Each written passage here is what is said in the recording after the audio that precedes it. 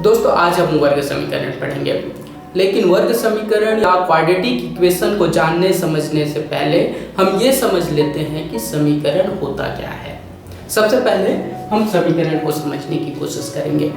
दोस्तों समीकरण को इंग्लिश में इक्वेशन कहते हैं, जो कि इंग्लिश का ही एक वर्ड इक्वेट से बना है।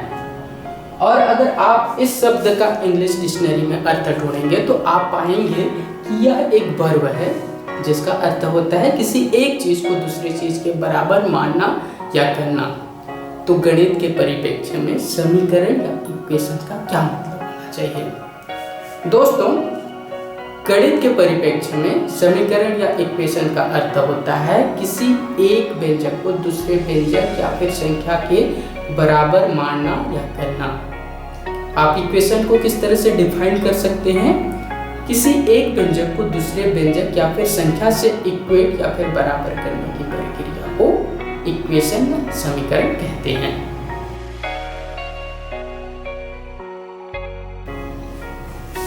तो दोस्तों ये है इक्वेशन या फिर समीकरण की परिभाषा या डेफिनेशन। किसी एक व्यंजक को दूसरे व्यंजक या फिर राशि के बराबर मानने या फिर इक्वेट करने की प्रक्रिया इक्वेशन या समीकरण कहलाती है। यानी कि समीकरण का अर्थ क्या है? दो चीजों का बराबर होना। अगर एक व्यंजक ए है और एक व्यंजक बी है या फिर एक राशि दी है, अगर ये दोनों बराबर हैं तो वो क्या कहलाएंगे? समीकरण कहलाएंगे। समीकरण का उदाहरण क्या हो सकता है?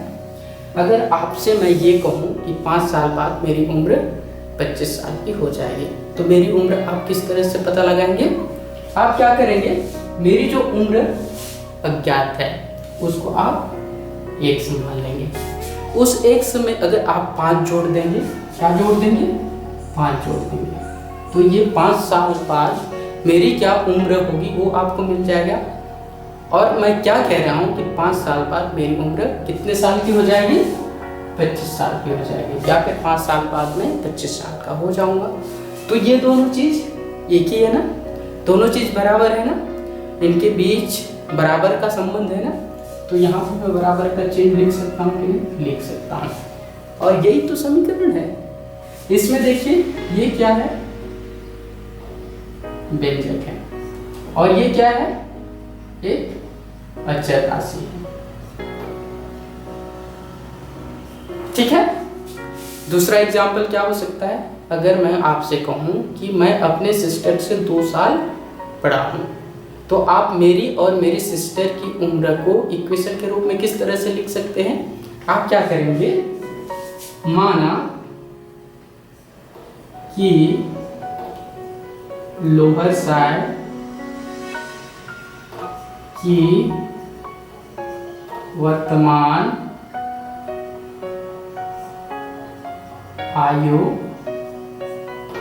x वर्ष है और लोअर साइड की बहन की वर्तमान आयु 5 वर्ष है। और मैं आपको क्या इंफॉर्मेशन दे रहा हूँ? मैं ये इंफॉर्मेशन दे रहा हूँ कि मैं अपनी सिस्टर से 2 साल बड़ा हूँ। यह मेरी उम्र है, यह मेरी सिस्टर की उम्र है। अगर मैं मेरी उम्र में 2 साल कम कर देता हूँ तो मेरी सिस्टर के बराबर हो जाऊँगा। मेरी सिस्टर की जितनी उम्र होगी उतनी ही मेरी ही उम्र होगी। या फिर मेरी सिस्टर की उम्र में 2 साल जोड़ देता हूँ तो मेरी उम्र और मेरी सिस्टर की उम्र बराबर हो जाएगी। हम क्या कर सकते हैं? x में 2 घटा सकते हैं या फिर y में 2 जोड़ सकते हैं। तो दोनों चीजें बराबर है ना? बराबर है कि नहीं है? हैं। तो इनके बीच में बराबर का चिन्ह लगा सकता। तो ये समीकरण है कि नहीं है? है, क्योंकि इसमें यह व्यंजक है और ये चर राशि है। ठीक है। तो इस तरह से समीकरण होता है या फिर बनता है। अगर 5 धन 10 बराबर 15 करता हूँ तो ये समीकरण है या नहीं है? ये समीकरण नहीं है, क्योंकि इसमें यह व्यंजक क्या बहुपद नहीं है। इसमें कोई चर राशि नहीं है, इसलिए ये समीकरण नहीं होगा। ठीक है। और एक एग्जाम्पल क्या हो सकता है, x धन y बराबर z धन t। इसमें देखिए ये भी व्यंजक ये भी व्यंजक है, तो इस तरह से हम समीकरण या फिर इक्वेशन को परिभाषित कर सकते हैं।